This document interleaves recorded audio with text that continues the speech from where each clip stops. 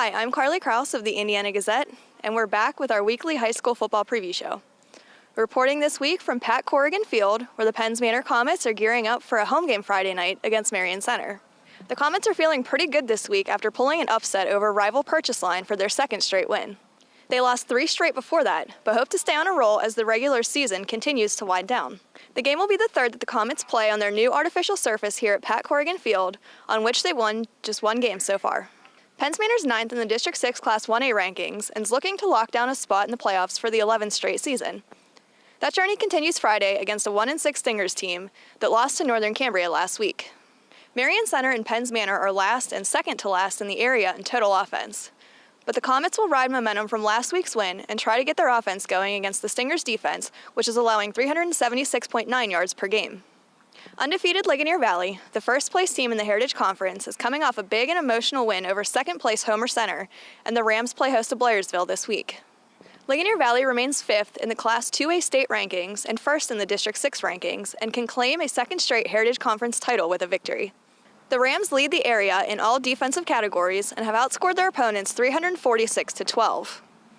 They allowed their first-half touchdown last week and are giving up less than 72 total yards per game. Blairsville is coming off a 49-29 loss in which the Bobcats were dominated on the line of scrimmage. Quarterback Devin Burkhart threw 52 passes and had 388 yards, but the Bobcats were throwing out of necessity and might have to do so again this week.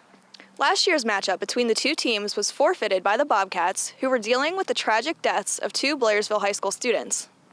This year, the Rams are playing with heavy hearts after losing a former teammate in a car accident last week, and hope to lift the championship plaque at home in his honor.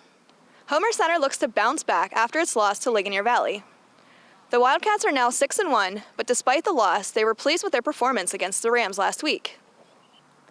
This week, they traveled to West Shamokin to take on the Wolves, who won by 3 touchdowns against Salzburg. Homer Center dropped to number 7 in the Class 1A state rankings this week, but stayed second in the district rankings. The Wildcats are averaging 241.6 yards on the ground behind seniors Mike McCracken and Jesse Lee, who are 2nd and 4th in the area in rushing yards. But it could be an interesting matchup for them, as West Shamokin is 2nd in the area in rushing defense, allowing just 125 rushing yards per game. The Wolves have won 3 of their past 4 games, and at number 7 in the District 6 Class 2A rankings are looking to hold on to earn a playoff spot for the 2nd straight season. Despite being upset by Penns Manor, Purchase Line still is 4th in the Class 1A district rankings. The Red Dragons are now 5-2, and to make matters worse, they lost starting running back Lucas Seister to an arm injury in the first half last week. But they will try to get back on track against a United defense that has given up 380 yards per game, behind quarterback Shamar Campbell, who leads the area with 781 rushing yards. The Lions rolled last week, but will have to slow down Campbell and match the Red Dragons' physicality on the line to get past the area's 2nd-ranked defense. Northern Cambria welcomes Salzburg and will try to win its 2nd straight after pulling away from Marion Center last week. The Colts are 4-3 and looking to move up in the district rankings, where they're currently tied for 6th. Northern Cambria leads the area in rushing offense and could cause problems for the Trojans, who are last in the area in rushing defense. Salzburg has lost 3 straight since its only win of the season. In the WPIAL, Indiana faces a tall task on the road against first-place South Fayette, the 6th-ranked team in the state in Class 4A. The Lions allow fewer than 10 points per game.